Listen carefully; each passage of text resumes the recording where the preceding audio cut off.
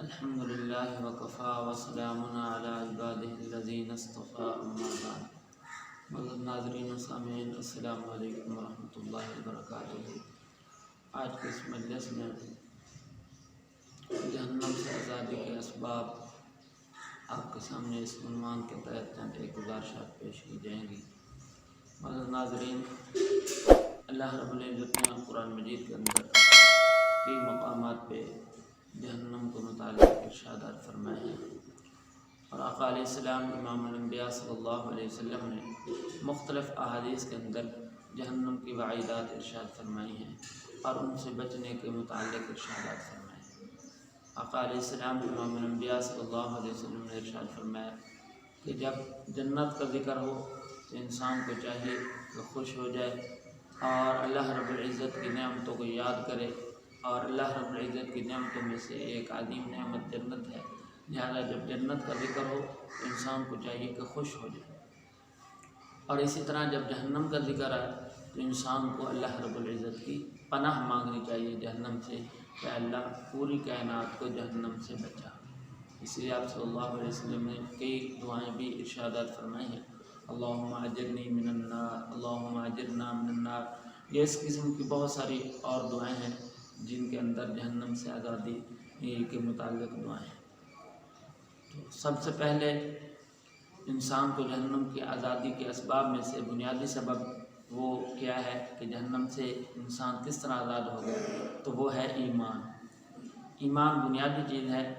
کہ انسان کے اندر جب ایمان آئے گا تو ایمان کی وجہ سے انسان جو ہے وہ جہنم سے بچ جائے گا۔ پھر ایمان کے بعد ایمان کے تقاضوں کو پورا کرنا، کہ ایمان کیا تقاضے کرتا ہے، ایمان کن کن چیزوں کی جو ہے وہ دعوت دیتا ہے، مثلا توحید کے متعلق اللہ رب العزت کی توحید پر اقرار کرنا، اللہ رب العزت کی توحید کو ماننا، اور اسی طرح آقا علیہ السلام امام الانبیاء صلی اللہ علیہ وسلم کی رسالت، اس بات کا اقرار کرنا کہ آقا علیہ السلام امام الانبیاء صلی اللہ علیہ وسلم اللہ کے آخری نبی ہیں، اور آپ صلی اللہ علیہ وسلم کی رسالت کو من و عن تسلیم کرنا، اور اس کے بعد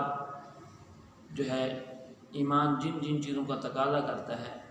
ان چیزوں پہ عمل کرنا، مثلا اسلام ہمیں حکم کرتا ہے کہ سچائی اختیار کرنا، سچ بولنا، تو سچ بولنا یہ جہنم کی آزادی کے اسباب میں سے سبب ہے، اور قرآن مجید کے اندر اللہ رب العزت نے جا بجائے ارشاد فرمایا کہ سچ بولو، سچوں کی صحبت اختیار کرو، جھوٹ سے بچو، جھوٹے لوگوں سے بچو، اور اسی قسم کے بہت ساری چیزیں ہیں۔ تو اس لیے ان اسباب کو تلاش کرنا جن اسباب کے متعلق آپ صلی اللہ علیہ وسلم نے ارشاد فرمایا، مثلا صدقہ خیرات کرنا، یہ بھی ان کے اسباب میں سے ایک سبب ہے کہ انسان کو چاہیے کہ صدقہ خیرات بکثرت کرے، جن کی وجہ سے دنیا کے اندر جو انسان کے اوپر آزمائش، ابتلاء، مصیبت وغیرہ آنے والے ہوتے ہیں ان سے جو ہے چھٹکارا نصیب ہو جاتا ہے، اور آخرت کے اندر بھی انسان سرخرو ہو جاتا ہے۔ اسی طرح اطاعت الہی اور اطاعت رسول، اللہ رب العزت کی اطاعت اور اللہ کے محبوب صلی اللہ علیہ وسلم کی اطاعت، صحابہ کرام اور اہل بیت کے ساتھ محبت، اللہ والوں کے ساتھ محبت، یہ بھی ان اسباب میں شامل ہے۔ اور سب سے بنیادی چیز علماء کرام نے لکھی ہے کہ انسان کو چاہیے کہ ہر عمل کے اندر اخلاص اپنانا چاہیے، مثلا کوئی بھی عمل کرے اس کے اندر اخلاص ہو، اللہ رب العزت کی رضا ہو۔ اس لیے آپ صلی اللہ علیہ وسلم نے مختلف احادیث کے اندر اس بات کی طرف زور دیا ہے، اور ایک حدیث کے اندر آپ صلی اللہ علیہ وسلم نے ارشاد فرمایا انما الاعمال بالنیات، اعمال کا جو دار و مدار ہے وہ انسان کی نیت پر ہے۔ اس لیے قرآن مجید کے اندر بھی اللہ رب العزت قربانی کے متعلق ارشاد فرماتے ہیں لن ینال اللہ لحومها ولا دماؤها ولکن ینالہ التقوی منکم،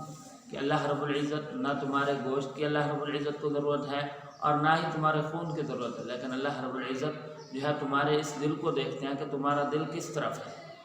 اور اسی طرح آپ صلی اللہ علیہ وسلم نے ایک حدیث کے اندر ارشاد فرمایا ان اللہ لا ينظر الى صورکم واموالکم ولکن ينظر الى قلوبکم واعمالکم، اللہ رب العزت تمہاری صورتوں اور مالوں کی طرف نہیں دیکھتے بلکہ تمہارے اعمال کی طرف دیکھتے ہیں، ان اعمال کے اندر اخلاص کتنا ہے۔ تو اس لیے اخلاص کے متعلق مختلف احادیث کے اندر آپ صلی اللہ علیہ وسلم نے ارشاد فرمایا، اور اسی طرح مسلمان کا جو ہے دفاع کرنا، یہ بھی ان اسباب میں شامل ہے کہ کوئی آدمی مسلمان خصوصاً اللہ والوں کی جو ہے حق کے اندر کوئی برا بھلا کہہ رہا ہو ان کا دفاع کرنا، یہ بھی ان اسباب میں علماء کرام نے لکھا ہے کہ شامل ہے، ان اسباب میں شامل ہے کہ جو سبب جہنم سے انسان کو نجات دے گا۔ بنیادی چیز جو اسلام جس چیز کی طرف دعوت دیتا ہے وہ یہ ہے کہ مسلمان کے ساتھ محبت ہونی چاہیے، کہ اور محبت ہونی چاہیے اللہ رب العزت کی رضا کی خاطر۔ جب اللہ رب العزت کی رضا کی خاطر محبت ہوگی تو دنیاوی غرض، دنیاوی لالچ، ان تمام چیزوں سے پاک ہوگی محبت، تو ان کے اندر کوئی ایسی چیز شامل نہیں ہوگی جن کی وجہ سے آپس کے اندر جو ہے کوئی برائی یا اس قسم کی وہم و گمان ہو جائے۔ تو اس لیے جب اللہ رب العزت کی رضا کی خاطر محبت ہوگی تو انشاءاللہ العزیز جب کسی مسلمان خصوصاً اللہ والوں کے بارے میں کوئی برا بھلا کہے گا تو ان کا دفاع بھی خود بخود آ جائے گا۔ اور علماء کرام نے یہ بھی لکھا ہے کہ امر بالمعروف اور نہی عن المنکر، تو لوگوں کو بھلائی کا حکم کرنا اور برائی سے بچانا۔ قرآن مجید کے اندر اللہ رب العزت نے اس چیز کی طرف بھی دعوت دی ہے، والمؤمنون والمؤمنات بعضهم اولیاء بعض، مسلمان تو ایک دوسرے کے دوست ہیں، مسلمان ایک دوسرے کے دوست ہیں۔ بنیادی چیز یأمرون بالمعروف وینہون عن المنکر، ایک دوسرے کو بھلائی کا حکم کرتے ہیں، برائی سے بچاتے ہیں، نماز کو حکم کرتے ہیں، زکوٰۃ کو حکم کرتے ہیں، اللہ اور اللہ کے محبوب کی اطاعت کا حکم کرتے ہیں۔ تو یہ اللہ رب العزت کی رضا کی خاطر، اس لیے علماء کرام نے لکھا ہے کہ اللہ رب العزت کے راستے کے اندر جو ہے وہ انسان کے جو ہے انسان کے قدم جو ہے غبار آلود ہو۔ اس کا مطلب یہی ہے کہ انسان کو حتی الوسع کوشش کرنی چاہیے کہ میرے مسلمان بھائی کے پاس اللہ رب العزت کا پیغام امر بالمعروف اور نہی عن المنکر کا پہنچ جائے۔ تو اس لیے یہ ان اسباب میں یہ بھی شامل ہے، اور اس کے علاوہ بھی بہت سے اسباب علماء کرام نے لکھے ہیں جن کے متعلق جو ہے وہ یہی ہے، تمام چیزوں کا خلاصہ ہے کہ جن چیزوں کا اللہ رب العزت نے حکم فرمایا ہے ان چیزوں پہ عمل کرنا، اور جن چیزوں سے بچنے کو حکم فرمایا کہ ان سے بچنا، یہ تمام اسباب میں شامل ہے۔ اور انسان کا عقیدہ مضبوط ہو، عقیدے کے ساتھ ساتھ وہ اعمال اپنائیں جن کے اندر جو ہے اللہ رب العزت کی رضا اور اللہ کے محبوب صلی اللہ علیہ وسلم کی رضا اور اہل بیت صحابہ کرام اور اللہ والوں کی محبت جن سے جو ہے بالکل واضح اور عیاں ہوتی ہو، تو یہ وہ اسباب ہیں جن اسباب کی وجہ سے اللہ رب العزت ہمیں جو ہے جہنم سے بچائیں گے۔ تو اس لیے آج کے اس مجلس میں مختصر آپ کے سامنے جہنم کے اسباب بیان کیے گئے، جہنم سے آزادی کے اسباب، کہ انسان کو وہ اسباب اپنانے چاہیے جن کی وجہ سے انسان جو ہے انسان کو جہنم سے آزادی نصیب فرمائیں گے۔ تو مختصر آپ کے سامنے بنیادی چیز انسان کا جو ہے عقیدہ مضبوط ہو، اور عقیدے کے ساتھ ساتھ عقیدہ جن چیزوں کا تقاضا کرتا ہے، اسلام جن چیزوں کا تقاضا کرتا ہے، ایمان جن چیزوں کا تقاضا کرتا ہے، ان کو پورا کریں گے تو انشاءاللہ العزیز آخرت کے اندر ہم سرخرو ہوں گے۔ قرآن مجید کے اندر اللہ رب العزت نے بار بار ارشاد فرمایا کہ قیامت کی تیاری کرو، جنت اور جہنم کے متعلق جنت کی خوشخبری سنائی ہے، جہنم سے جو ہے بچنے کے متعلق آپ صلی اللہ علیہ وسلم نے وعیدات ارشاد فرمائی ہیں۔ ایک حدیث کے اندر آپ صلی اللہ علیہ وسلم نے تینوں چیزوں کو واضح ارشاد فرمایا، النار حق والساعۃ حق اور والجنت حق۔ آپ صلی اللہ علیہ وسلم نے ارشاد فرمایا قیامت بھی برحق ہے، جہنم اور جنت بھی برحق ہے انشاءاللہ العزیز۔ تو اس لیے ہمیں چاہیے کہ جنت کی طلب کرنی چاہیے، اور جنت کا تذکرہ ہو تو انسان خوش ہو جائے، جس طرح آپ صلی اللہ علیہ وسلم نے ارشاد فرمایا، اور جب جہنم کا ذکر ہو تو جہنم سے پناہ مانگنی چاہیے۔ قرآن مجید کے اندر اللہ رب العزت نے